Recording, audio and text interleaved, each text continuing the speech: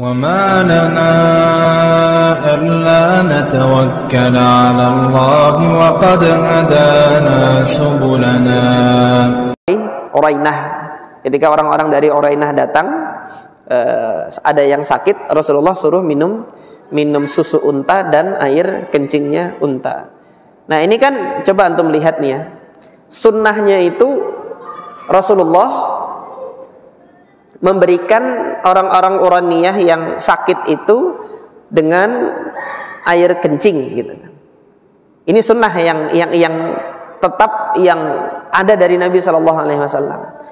Nah nanti para ulama punya pandangan di situ, pandangan kesimpulan para ulama ini nanti fikihnya gitu loh. Ketika Nabi membolehkan minum air kencing unta, sebagian berpendapat, oh kalau begitu air kencing unta bukan najis. Nah, sebagian yang lain berpendapat enggak, itu tetap najis. Boleh minum karena untuk tujuan pengobatan. Dan pada saat itu tidak didapati alternatif yang lain untuk mengobati sakitnya siapa? Sakitnya orang Uraniyah itu selain dari air kencing unta itu. Allahu ta'ala a'lam. Ini kan para ulama melihat masing-masing kan kembali kepada sunnah. Cuma yang ini punya kesimpulan seperti ini di dalam sunnah tersebut, yang satu punya kesimpulan yang berbeda terhadap sunnah tersebut. Nah ini kemarin yang saya maksudkan, untuk jangan terburu-buru mengeluarkan orang itu dari koridor sunnah. Ini masing-masing ulama kan melihat ini sunnahnya begini loh, tapi yang satu pandangannya begini, yang satu pandangannya begitu. Jadi sikap kita gimana? Ya ambil yang paling hati-hati bagaimana? Yang paling hati-hati kalau ada alternatif obat lain, ya alhamdulillah sini nggak ada unta juga kan. Dan begitupun ketika di sana, ketika saya di Madinah, saya ditawari, ayo minum air kencing unta, ya enggak. Nah ini Rasulullah pernah, iya itu dulu. Ya Rasulullah juga kayak gitu kan, ketika beliau dari Mekah ke Madinah ngelihat orang makan dop kan nggak mau beliau.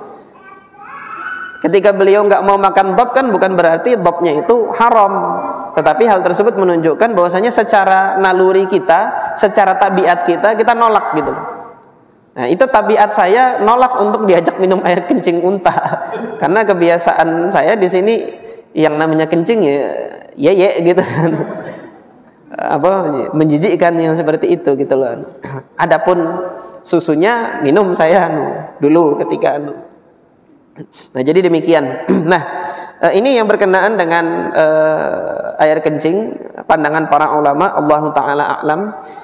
Kita melanjutkan ke hadis Asma binti Abi Bakar radhiyallahu anhuma. Asma binti Abi Bakar, putri dari Abu Bakar As-Siddiq. Ibunda beliau namanya Qutailah bintu Abdil Uzza.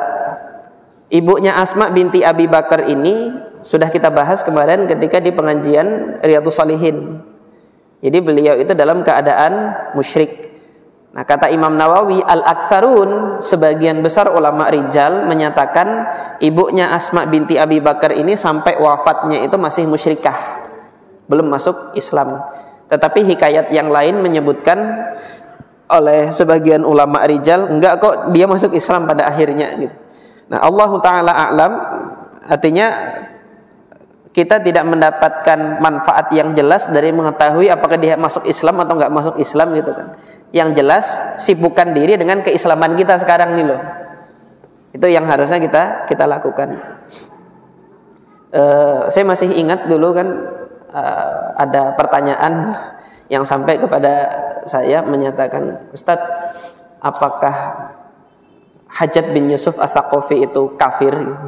Ya saya balik tanya, andai kata antum tahu dia kafir nggak kafir, manfaatnya untuk surga antum apa gitu.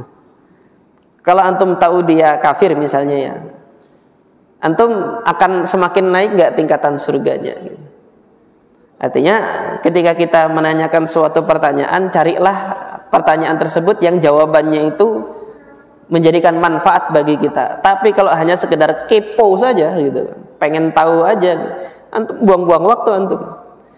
Nah, kita lihat para sahabat kalau tanya sama Nabi itu kan "Ya Rasulullah, akhbirni bi amalin yudkhiluni al-jannah." Kasih tahu dong saya suatu amal yang mana amal tersebut kalau saya lakukan saya bisa masuk surga. Itu yang ditanyakan gitu. Wahai Rasulullah, Hudzaifah ya bertanya kepada Nabi sallallahu alaihi wasallam, "Kana an-nasu yas'aluna an-nabiy sallallahu alaihi wasallam 'anil khair." Orang-orang tuh tanya kepada Rasulullah tentang kebaikan. Tapi Hudzaifah ibn al-Yaman bertanya kepada Rasulullah tentang keburukan. "Makhafata an aqa'a fihi," kata Hudzaifah, "karena aku khawatir nanti terjerumus kepada keburukan tersebut, maka aku tanyakan keburukan. Ini keburukan yang gini apa sih wahai Rasulullah supaya aku bisa terhindari." Nah, itu pertanyaan itu harusnya seperti itu gitu loh. Nah, kembali kepada Asma binti Abi Bakar, apa yang beliau riwayatkan di sini, dan ini riwayatnya sahih, muttafaqun alaih. Beliau menyampaikan anna Nabi sallallahu alaihi wasallam qala fi damil haid yusibu thawba. Rasulullah sallallahu alaihi wasallam memfatwakan, menyampaikan ajarannya tentang darah haid apabila dia mengenai baju. Apa yang harus dilakukan?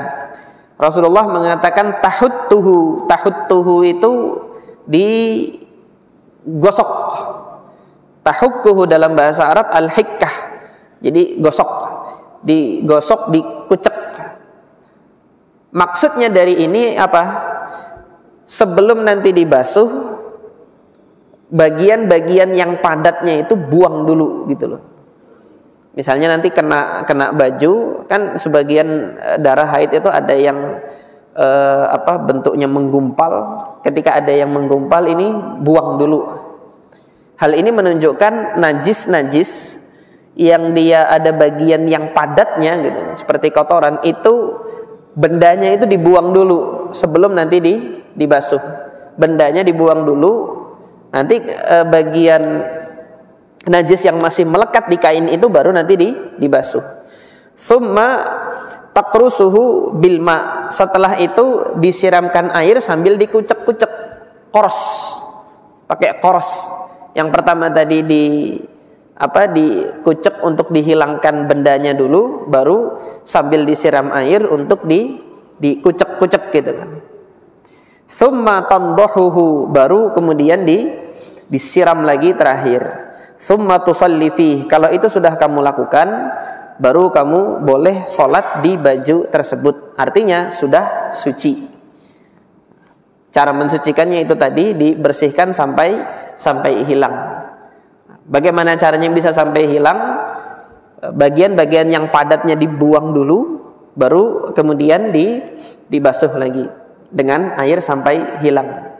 Kalau dengan tambahan materi lain selain air agar bisa cepat hilang, boleh enggak Ustaz? Boleh.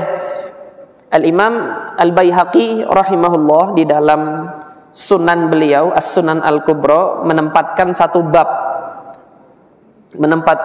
bab tentang asar-asar para sahabat wanita yang dia itu haid, ketika membersihkannya itu dengan tambahan zat-zat lain selain air. Nah, di antara asar yang dibawakan ada sahabat wanita yang membersihkan darah haidnya itu dengan ditambah garam. Kemudian di hadis yang lain Rasulullah pernah menyampaikan untuk menambah sidr. Sidr itu kan berbusa. Sidr itu bidara. Bidara itu kalau antum kucek-kucek dia berbusa. Nah, jadi di masa itu nggak ada sabun. Sesuatu yang berbusa adalah yang diambil dari daun sidr itu yang digunakan untuk mengucek. Jadi busanya itu nanti yang akan menghilangkan darah haid yang ada di baju tersebut. Nah, ini diantara sunnah dan asar para salaf yang dibawakan oleh Al-Imam Al-Baihaqi. Kalau mau menambahkan zat-zat lain untuk bisa lebih menghilangkan darah haid, itu hukumnya mustahab. Jadi beliau menyatakan bab istihbab, bab tentang dianjurkannya menambahkan bahan-bahan lain agar najisnya darah haid itu bisa lebih tersingkirkan dari baju tersebut.